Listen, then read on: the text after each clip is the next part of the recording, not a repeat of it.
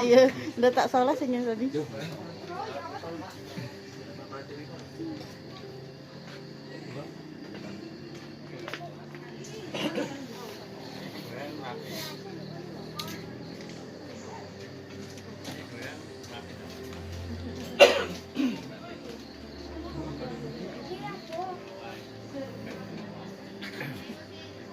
Assalamualaikum warahmatullahi wabarakatuh. Waalaikumsalam Yang warahmatullahi saya wabarakatuh. hormati Bapak Kepala Desa atau yang mewakili beserta staf Desa Ngadirejo. Yang saya hormati Bapak Babinkas atau Bapak Babinsa. Yang saya hormati Bapak Menteri Pak Agung, Bapak Ketua LMDH beserta anggota LMDH Desa Ngadirejo beserta undangan yang lain. Pertama-tama marilah kita senantiasa bersyukur pada Allah Subhanahu wa Ta'ala, di mana pada malam hari ini kita bisa berkumpul dalam keadaan sehat walafiat. Amin. Dalam rangka salawat dan salam kita lakukan kepada junjungan kita Rasulullah SAW Sallallahu alaihi wasallam. dari jalan kesesatan menuju jalan kebenaran. Baik Bapak dan Ibu sekalian, masyarakat juga ada greget mendukung panjenengan. Nah, itu yang luar biasa. Tidak banyak orang seperti panjenengan ini Pak Menteri Nyun Sewu nggih Pak Lato. Karena di wilayah Ngadirejo ini banyak orang luarnya juga. Itu pun tanpa pengetahuan kami, tiba-tiba ada orang luar ataupun kami sudah masuk, ini sudah macam-macam lah. Bijak lagi ke wisata yang mungkin dirintis bersama Ibu dan mungkin teman-teman yang di lapangan. Harapan saya juga karena di wilayah tersebut juga istilahnya perlu ada banyak pembenahan.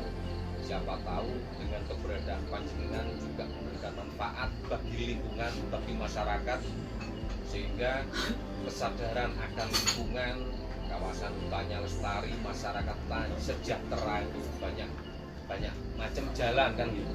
Nah, tujuan perhutani sendiri juga seperti itu. Hutannya lestari, masyarakat sejahtera, dengan jalan mungkin berbagai macam usaha-usaha ataupun pertanian yang memang ada rekomendasi dari pihak lama itu tidak bertentangan dengan kaidah-kaidah kelestarian sama dengan pemberdayaan yang kita terapkan, juga pemberdayaan terhadap masyarakat. Mungkin sementara itu Pak Menteri yang bisa saya sampaikan. nanti kita akan patuhi, terutama juga saya itu sejak kecil memang pramuka ya. Jadi saya suka Berpetualang, merasakan ya. Saya kemarin di Gunung mana itu? Gunung Sari, daerah Kucur sana juga menanam maunida 12 tahun. Hanya hijaunya hanya itu. Nah, dengan adanya kondisi yang seperti itu, ini saya ini rada gayanya kita coba kita analisa ini coro gampangan ini pertama aja yang gampang analisa SWOT itu seperti apa gitu. Nah, analisa SWOT yang pertama itu adalah strength atau kekuatan di situ itu apa. Yang pertama adalah lokasi itu memang di daerah lembah dan masih cukup murni lah gitu. Yang kedua adalah jarak tempuh dari jalan tidak terlalu jauh. Ada sungai dan coban kecil serta dekat dengan sumber air. Banyak tanaman durian dan kopi. Udara masih murni dan sejuk. Penduduk dan masyarakat sangat ramah. Jadi menjadi sesuatu yang kekuatan kita yang bisa mendukung dari tempat wisata tersebut. Ini kita belum analisa secara bisnis Pak Nggih. Karena secara bisnis kalau ada investor pasti dia ngitung berapa break even point-nya, nanam modalnya berapa modal itu tidak data dulu ini. Investornya belum datang. Investornya belum datang. Sekarang weakness itu kelemahan kita. Kelemahannya di sini jalan tidak bisa ditempuh oleh roda 4. Jadi memang kalau ada orang wisata ini memang ya juga cukup kesulitan orang melihat cobannya atau melihat kalau mau menginap di cottage-cottage-nya itu juga bisa juga susah gitu. Terus hanya bisa ditempuh oleh roda 2. misalnya sepeda motor. Fasilitas air bersih dan MCK juga belum, sumber listrik tidak ada, komunikasi internet juga belum ada. Alhamdulillah, waduh, terus piye gitu. Sistem persampahan dan jadi yang tadi ini saya pindahkan ke sini aja. Keamanan, kesehatan, keterbatasan modal. Ini yang kelemahan kita. Selanjutnya adalah peluang. Jadi kelemahan kita jadikan peluang. Jadi kita tidak perlu memaksakan kecil hati, tapi sebenarnya ada peluang gitu Pak. Peluangnya apa kira-kira? Yang pertama adalah pembuatan lahan parkir roda 4 ditempatkan di rumah penduduk atau warga. Jadi dengan demikian mungkin dari warga tersebut mengambil manfaat dari parkir dan sebagainya. Jadi dan pendatang itu bisa lebih akrab dengan warga. Harapannya ini. Karena tidak mobil ya tidak tahu mesti Pak Noto berapa, berarti bisa mendapatkan berapa. Terus bisa dipasarkan hanya kepada wes, trail dan sebagainya. Bisa kita pasarkan. Terus dibuatkan taman khusus anggrek di situ, eksplorasi coban dan kafe itu bisa kita jadikan ini. Terus dibuat camping ground seperti yang tadi, bisa dibuat taman coban kafe. Ke depan bisa dibuat cottage yang tadi saya sampaikan. Jadi peluangnya ini sebenarnya ada. Nah, cuman masalahnya kembali lagi ini tadi kan adalah ancaman. Ancamannya lokasi di tengah hutan, keamanan tidak terjamin. Dengan ngapunten Pak Latu dengan memang di tengah hutan siap berjalan dan sebagainya. Pohon tumbang. Betul. Nah, ini Oh, belum saya masukkan sama ini. banjir kan. Oke, banjir. tambah Ternyata kemarin tuh juga hujan 3 malam itu Kotor. banjir itu cobannya menjadi kotor.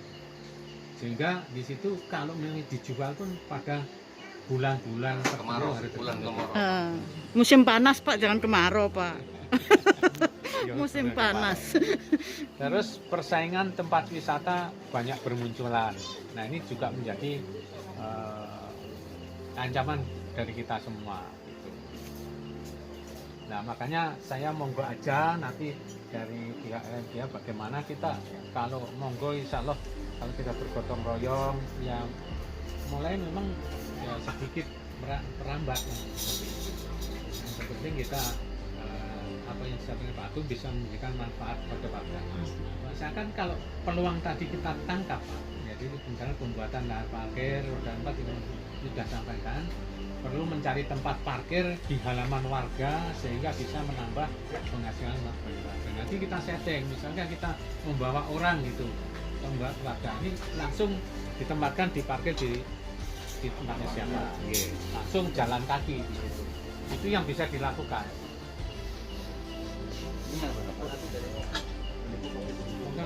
Mungkin jangan tidak layak artinya gitu untuk agak sedikit berkembang, kecuali bisa didukung oleh tetangga kiri kanan istilahnya gitu Pak. Tinggal proses perjalanannya aja Pak, nanti Nggih. kan dikomunikasikan dengan 11 bulan. Tetangga nggih. Dibuat taman khusus kalau yang sedang kita kerjakan ini cuma ini Pak, dibuat taman khusus anggrek ini yang Pak Iman sudah mulai menanam. Eksplorasi coban yang sedang kita kerjakan tuh 60%. Nah, sebenarnya itu bisa kita jual lagi, dibuat camping ground atau gabungan. Nah, kalau kita masuk dari Wak Mami, warung Pak Mul itu ada sebenarnya malah ada semacam gagu itu kiri untuk selfie, cuma satu, tapi nggak tahu siapa yang membuat. Sudah ada Pak di situ. Nah, jalan akses masuk itu ada dua, satu dari Pak Mami, keduanya dari Pak Sanyoto lewat Danyangan. Danyangan.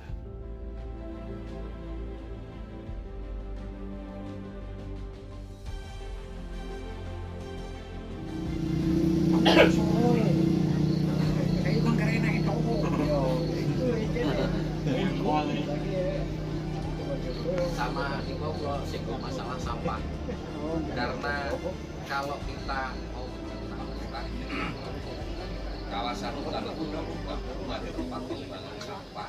Kalau untuk sampah itu sampah organik itu masih bisa ditoleransi lah.